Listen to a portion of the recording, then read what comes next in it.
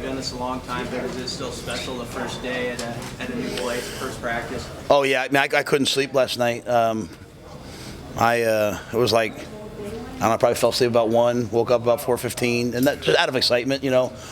You heard me talk a couple times about deserving the right. I think the guys have deserved the right to attack spring ball from the work they did in the winter, and so I was anxious to get out there with them today. What do you glean from the first day of practice? Well, you know, for me, it's the first time I've seen like these quarterbacks throw a ball. You know, it's the first time I've seen some of these guys, like I've seen them move, but do football things. You know, practice is kind of chaotic, so I really can't assess much until I go back and watch the tape. But I'll just continue to say, like, you know, I don't know if we're good or not, but we're a very coachable team. And so I think a lot of it for us right now is about just establishing standards. We want to be a team that, you know, doesn't beat itself. Like, we want to be a team that goes out and executes. And, you know, for me, that's, you know, everyone was in the building by 5:15. You know, everyone was dressed appropriately. Everyone knew their assignments. And so that's a great start. You know, if we can establish that basis, that standard of, hey, we're all going to be on time, we're all going to practice hard, we're all going to know our jobs, then the talent will take over. How'd the quarterbacks throw the ball? I thought they threw the ball well. You know, I don't think we did quarterbacks had individual outs. It was windy, and we had the quarterbacks, you know, we're not going to throw very often in the indoor. We're going to learn how to throw the ball through the wind. And so I thought they threw the ball well. You know, there's so often, you know, if a play's not quite off, is the receiver at the right depth? So there's a lot of things I have to probably go back and watch, but you could tell we have that's as talented a quarterback room as I've ever been a part of. You know, so it was good to see those guys out there. Casey doing anything with that? Casey's not doing anything, right? He's not allowed to throw yet. Casey and Logan aren't throwing yet. Matt, will you guys be a morning team, you think, in the fall, or is this a spring type thing? No, if I have my druthers, academics always comes first, but I'll always be a morning team. This 6 a.m. is not my cup of tea. I don't want to make the guys get up at 5 o'clock in the morning. I don't think it's great for them. This was so that I could give them the Easter Saturday off.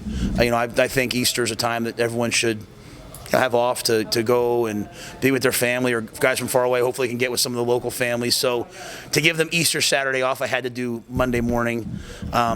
It's a little nerve-wracking having a week off for spring break and then having to go Monday, Tuesday. But the other practices will start about 7:45 to 8 o'clock on Tuesday, Thursdays. Saturdays will start at 9, except for our coaches clinic will be 9:30. But we'll try to practice in the mornings in the fall.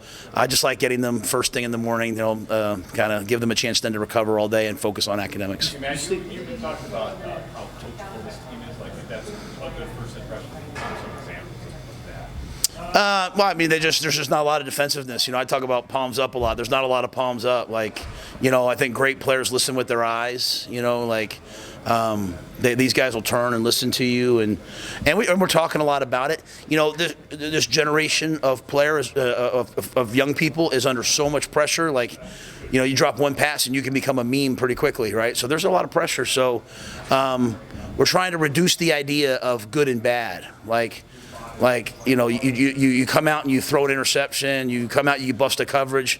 We don't play till August 31st. Like, it's not good, it's not bad. It's just, hey, you did something well today. You probably did some things that weren't to the level you want. Just being very deliberate with our practice, you know, building off the things we did well, working on the things we're not doing well, but getting rid of good and bad and all these emotional, like, oh my God, like, just calm down, guys. We're going to get better. You know, the coaches, you know, it's our first time here today. Like, I got, you know, indoors to outdoors, 3 stations going, and the coaches are struggling to get lined up. I'm struggling, you know, so we'll be better tomorrow. Hey, Matt, you guys jump right in with so much going on around the program, whether it's your clinic upcoming, your visitors that you have on campus. Can you just speak to the energy that you feel around here, whether it's, you know, coming from players, coaches, you know, others on staff, and just where it's at right now? Well, I think we have a great staff, and so you know, I know that when I walk in the building today at 5:15, that Kristen, our nutritionist, has already been here making sure there's stuff ready since 4 o'clock in the morning. I know that I can give Sean Padden and Vince Ginta and Ryan Callahan and those guys a bunch of stuff in recruiting, and they're going to knock it out. I know that Susan Elza is going to have so, like, I have a great staff, right? So we're able to attack a lot of different things. We don't want to put our name on something, though, and have it not be elite. So like when people come to practice, I want them to say, wow, that practice was, it might not be perfect, but it was run well. When people come to our clinic, when people come to our camps, like I want to run the best camp in the country this summer for the kids, all over the state of Nebraska. So I guess it requires a little bit of energy, but it's exciting, and these players deserve it. I mean, I would tell you if I was like, oh, geez, I don't know about these guys, but these guys, they really want to be good, and so I don't know if we are good. That's the big difference, right? Like people ask me all the time, like I'm like, I'm just trying to get us a little bit better every day, and they're adapting that mentality. But it's exciting, right? And there's a lot of people care. We had Danny Woodhead out at practice today. We had some high school coaches. We had high school coaches came from Kansas. Like we went and spoke at a clinic in Kansas City, and that takes time. That takes an investment from Trev. Like letting us, hey, you know what? It's going to take. We need to fly over there, but fly right back so we can be at workouts the next morning. And our athletic department, I think they're really stepping up to allow us to do things at a high level, and then we're trying to match it with our work ethic, and then hopefully that creates a little excitement at practice. You've mentioned that the team is coachable. From the outside, that would be maybe something people would take for granted. Why don't you take that for granted? You should try go coach somewhere. I'm saying most kids nowadays are just defensive, not just because they're not confident, right? So you just have to break that part of it down. Especially you got Luke Reimer over there. He's all Big Ten. He's learning a whole new defense, man. That can be really, really hard, right? You got guys coming in from different programs. You got guys coming in from Georgia and Texas. Why are we doing it this way?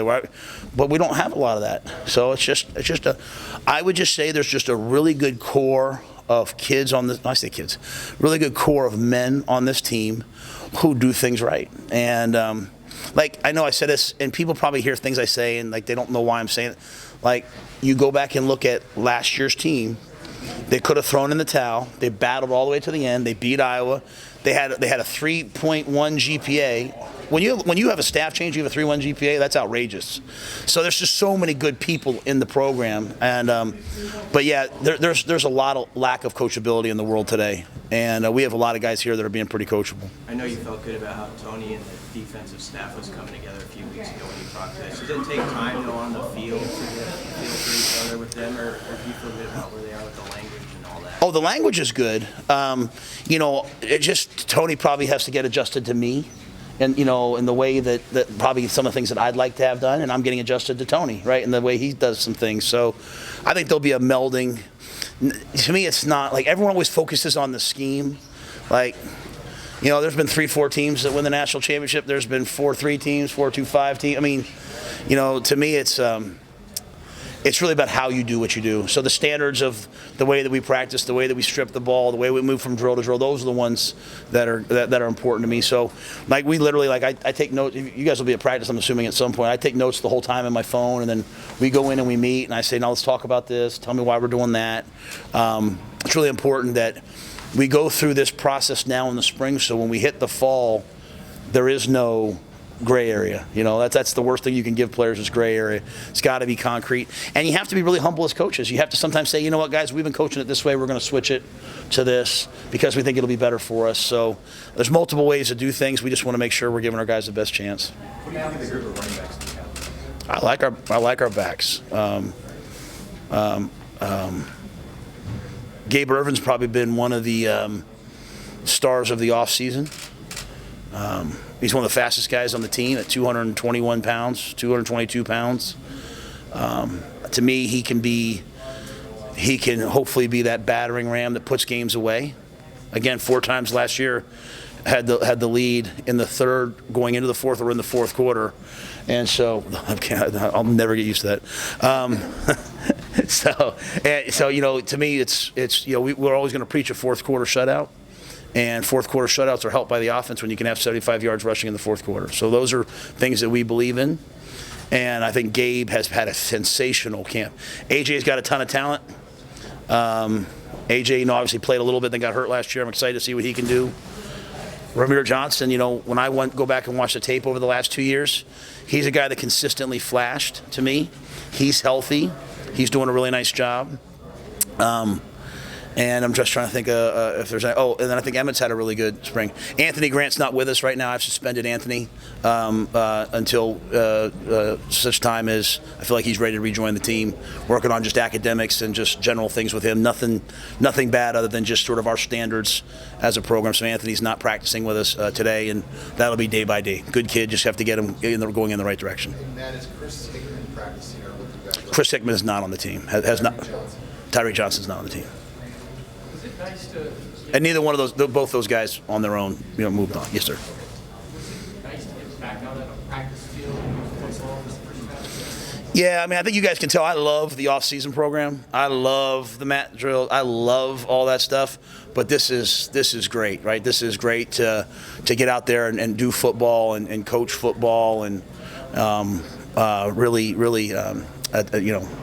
watch these guys kind of build their craft, right? And then just try to help them, man. Like, understand. Like, I was talking to one of the guys in here. He's a freshman, and he was getting a little frustrated today. I'm like, do you want to play in the NFL?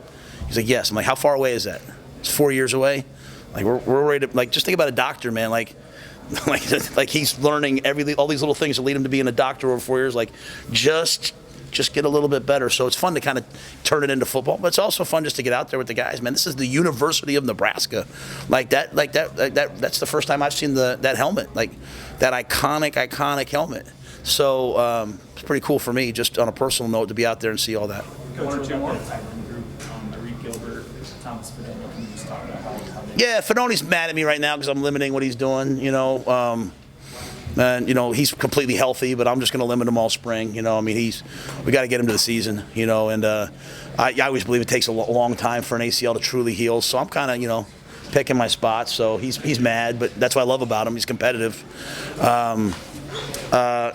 Gilbert's kind of learning as he goes, right? I mean, he's a big physical kid. We've been really happy with Borkacher and Lindenmeyer. Those guys have played a lot of football, right? The AJ's done a nice job. He's learning. Chase Androff, James Carney's no longer on the team as well. He's left the team. So but those guys are all doing a good job. Franklin's not doing a nice job. So that's a good group. They're a big physical group. We moved Brody Tagaloa, who had been with the tight ends last year. We moved him over to the defensive line. Even though he's limited during training camp. And a guy that I think's had a really good camp, winner, is Jake Applegate. He's coming off surgery. He's up to about 237 pounds. His GPS times are pretty fast. So he's limited right now. He's in a green jersey, no contact, so he can only do Indy and 7-on-7. But I like what I've seen. I'm anxious to see him develop at that position. Was Jake Applegate on the defensive side? He was on the defensive side on last year's staff, and I asked him to move. I just went back and watched the tape from high school. He was a receiver, so we're looking for tight ends. We'd like to play with multiple guys at the tight end position. And Janirin Bonner is another guy that we've moved from wide out to like a hybrid F tight end. Like, I think Janirin's a guy that can do a lot of different things. So he's like 217. If we can get him to like 222, I think he's like a chess piece. If you go back and watch some of the things that we've done over the years, or what Sat's done at South Carolina, like, we like tight ends who can also play tailback, who can also play wide out, that you just kind of don't know what we're in. So I'm hopeful that he can maybe do that. Any other updates on personnel, whether that be suspensions or Yeah, I think I gave you guys because those guys weren't on the team since the beginning of the semester, so I don't think they've been on the roster. James, great kid, just decided to not play. So he's moved on just recently, and then Anthony Grant and Tommy Hill were not allowed to practice today, so that'll be a day-by-day thing. You guys have been so effective at switching guys at positions over the years. When you go about that, do you find guys are pretty receptive, or how do you kind of work that through with like a guy like Bonner talking about this is why we see you at this spot? Yeah, I think guys are probably more into it now because we can point to some of the success we've had. I think when we've had some coaches who've coached in the NFL and they all want to get to the NFL. Hopefully that helps. But again, we never make anyone do it. Like, if I say, hey, listen, I really think this is your best shot, and the guy's like, I don't want to play that, then I get it, I understand. We did some of it, we do some of it kind of in micro doses, right? We have some guys that'll practice both ways. Like, you'll come out to practice, and, I have some guys that'll probably play tight end and D-line because I want to see who they are and what they can be. So, and not just trying to give a comp for guys like, hey, this is what I think you can do. Again, when the coach sees something in you, then he wants to try you somewhere. Hopefully they take it as that, not, hey, I don't think you can do this. So I think the amount of time we've tried to spend building relationships hopefully helps. But I don't really move anybody unless I really think, hey, you could really help us at this position. All good? Anybody else? All right. Thanks, Coach. Guys are. Thank you.